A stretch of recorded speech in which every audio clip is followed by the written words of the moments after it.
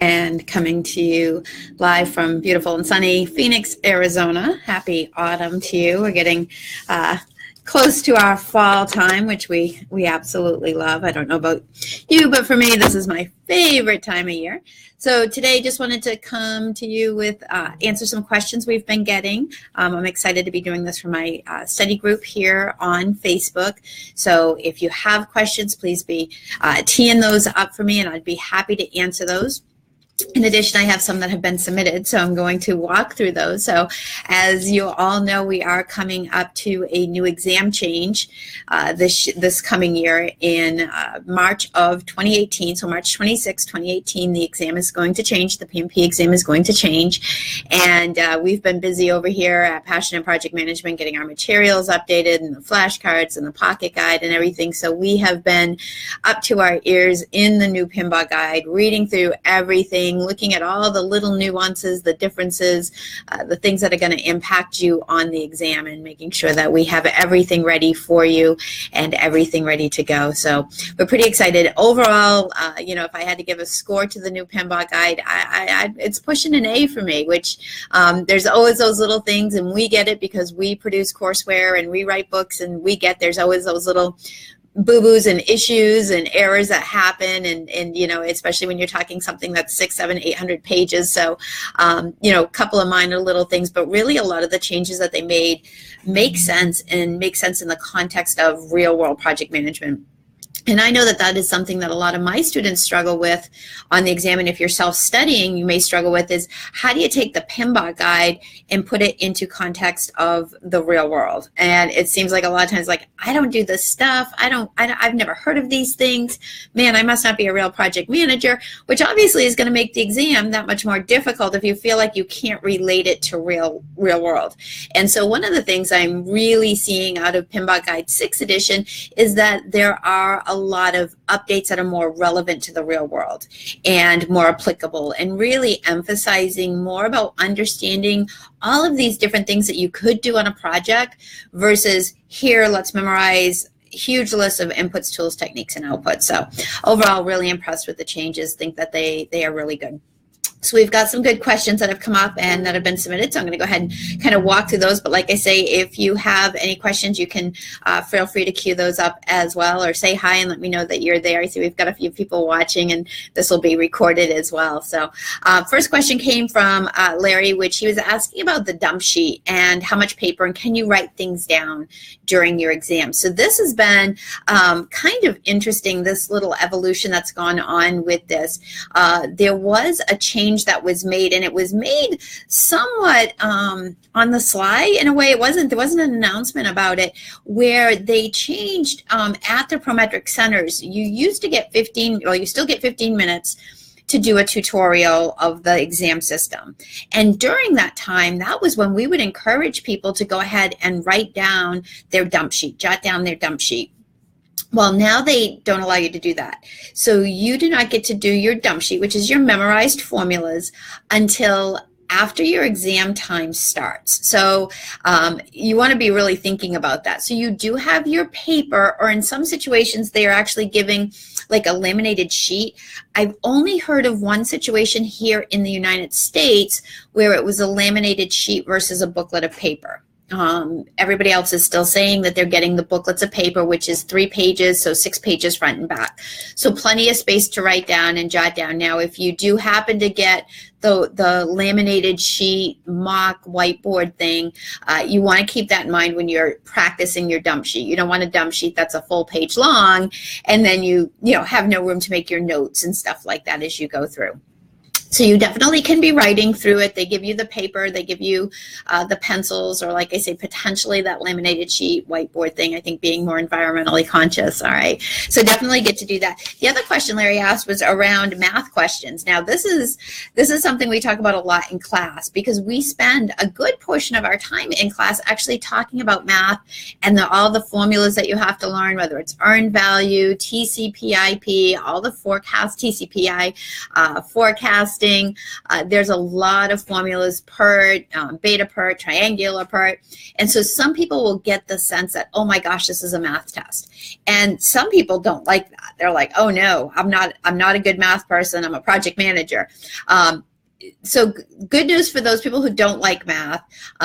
There's actually very few math questions on the exam. The time we spend and the time you spend learning it and the time we spend in class going over it is not proportional to the amount of questions that you get on the exam. So keep that in mind.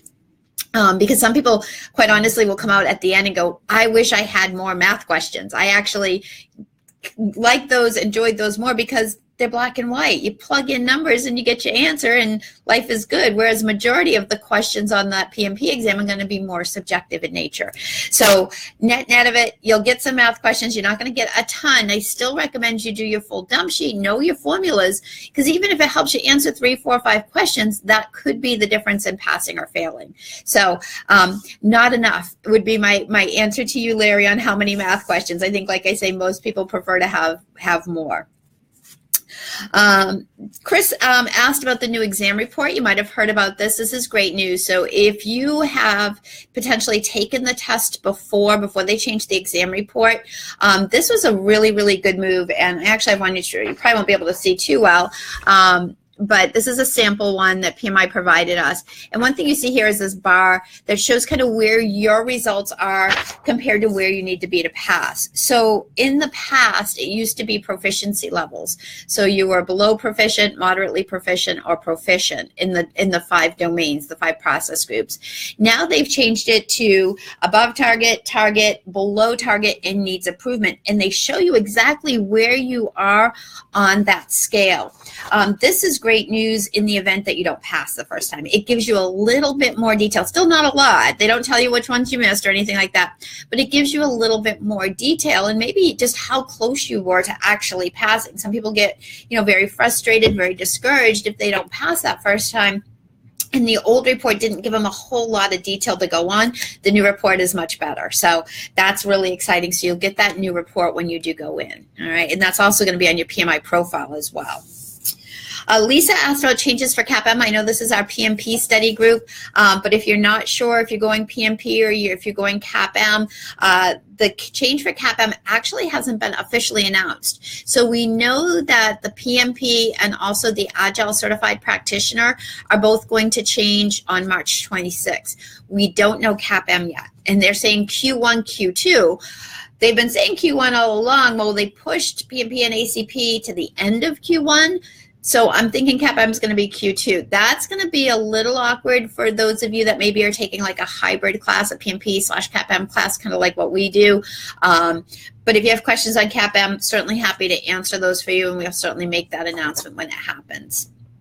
Right, and then the last question that I had was, kind of nuts and bolts. How is it different? What should I wait for 6th edition? Should I do 5th edition? What's your sense? There are a lot of changes. There are more processes. Now, one of the biggest changes between 5th and 6th, and I alluded to it a little bit at the beginning here of this live video, is that there is a distinct and remarkable move away from all of these lists of inputs, tools, techniques, and outputs, these very specific, what we call IDOs. And what happens, and it's a plague really out there in exam prep circles, where you will get people trying to sell you, here's how to learn the IDOs, here's how to memorize the IDOs, here, buy my flashcards of all the IDOs, and here's my sheet of all the IDOs, and IDOs, till you want to vomit. And you're thinking, oh my gosh, seriously? What do these have to do with me being a project manager?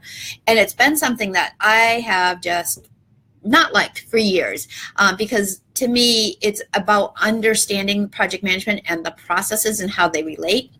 This test should not be about memorization. I think it's a huge disgrace when people try to boil this test down to straight up IDO memorization.